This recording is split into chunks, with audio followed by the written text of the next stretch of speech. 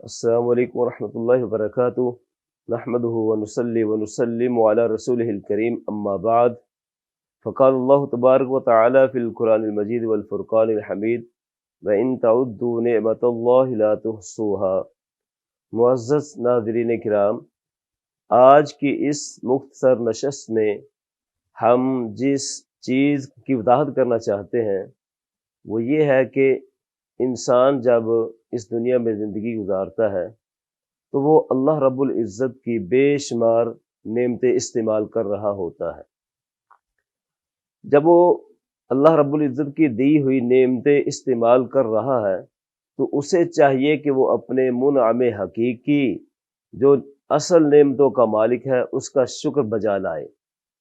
اور شکر بجا لانے کے لیے سب سے بہترین طریقہ یہ ہے کہ وہ اللہ رب العزت کے سامنے اپنی نیاز جبیں کو جھکا دے۔ اور اس آیت مبارکہ میں اللہ رب العزت نے یہ فرمایا ہے کہ اگر تم اللہ رب العزت کی نعمت کو شمار کرنا چاہو تو اس کا احاطہ نہیں کر سکتے۔ نعمتیں تو بعد کی بات ہے، یہاں ایک نعمت کا ذکر ہے۔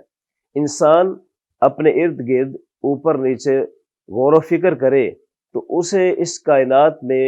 اللہ رب العزت کی بے شمار نعمتیں نظر آئیں گی، اور اگر انسان اپنے نفس پر غور و فکر کر لے تو اس میں بھی اللہ رب العزت کی اسے بے شمار نعمتیں نظر آئیں گی، جیسا کہ اللہ رب العزت نے فرمایا وَفِي أَنفُسِكُمْ أَفَلَا تُبْصِرُونَ، کہ انسان اپنے اوپر غور و فکر کرے تو وہ اللہ رب العزت کی بے شمار نعمتیں پا سکتا ہے۔ کیا ہاتھ، پاؤں، آنکھ، ناک یہ اللہ رب العزت کی نعمتیں نہیں ہیں؟ مگر آج کا انسان سوائے ایک نعمت جسے مال و دولت کہتے ہیں،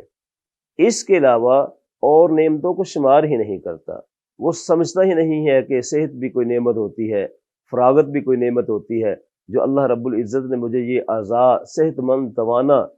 اعضاء دیے ہیں یہ بھی کوئی نعمت ہے، لہذا وہ ناشکری کی طرف چل نکلتا ہے۔ اللہ رب العزت نے فرمایا اگر انسان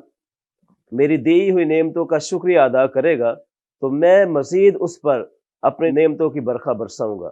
اگر وہ میری نعمتوں کا انکار کرے گا، کفر کرے گا، ناشکری کرے گا تو پھر میرا عذاب بڑا سخت ہے۔ لَإِن شَكَرْتُمْ لَأَزِيدَنَّكُمْ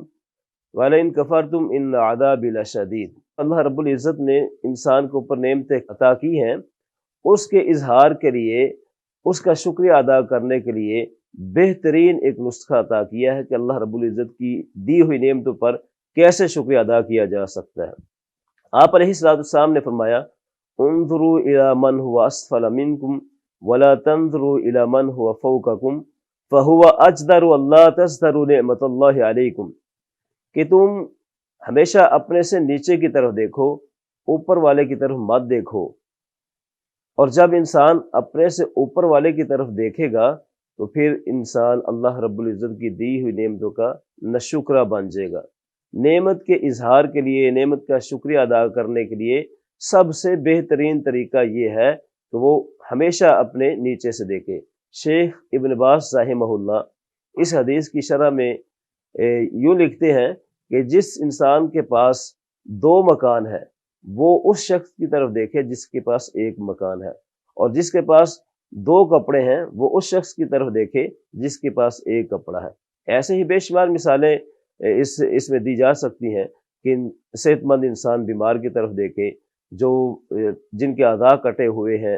اور جن کے اعضاء سلامت ہیں، جن کے اعضاء سلامت ہیں وہ اعضاء کٹے ہوئے والوں کی طرف دیکھیں۔ یہ نعمت کا شکریہ ادا کرنے کا بہترین طریقہ ہے۔ تو جب انسان اپنے سے اوپر دیکھنا شروع کر دیتا ہے کہ فلاں کے پاس یہ ہے، فلاں کے پاس یہ ہے، اور اس کے پاس کوٹھی، بلڈنگ ہے، گاڑیاں ہیں، تو پھر وہ نعمتیں جو اس کو اللہ رب العزت نے دی ہوئی ہیں ان سے بھی ہاتھ دھو بیٹھتا ہے۔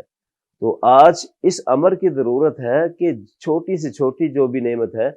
اس پر بھی اللہ رب العزت کا شکریہ ادا کرنا چاہیے۔ نبی کائنات صلی اللہ علیہ وسلم نے فرمایا کہ دو نعمتیں ایسی ہیں جن کے بارے میں لوگ بڑے ہی خسارے میں ہیں، اور وہ کیا ہے؟ وہ صحت ہے اور فراغت ہے۔ آپ علیہ السلام نے فرمایا نعمتانی مغبون فیہما کثیر من الناس الصحت والفراغ، کہ دو نعمتیں ایسی ہیں جن کے بارے میں انسان دھوکے میں ہے، خسارے میں ہے، بہت زیادہ لوگ دھوکے اور خسارے میں ہیں، اور وہ ہے صحت اور فراغت، کیونکہ لوگ اس کو نعمت سمجھتے ہی نہیں ہے۔ جیسا کہ میں نے پہلے کہا کہ انسانوں نے آج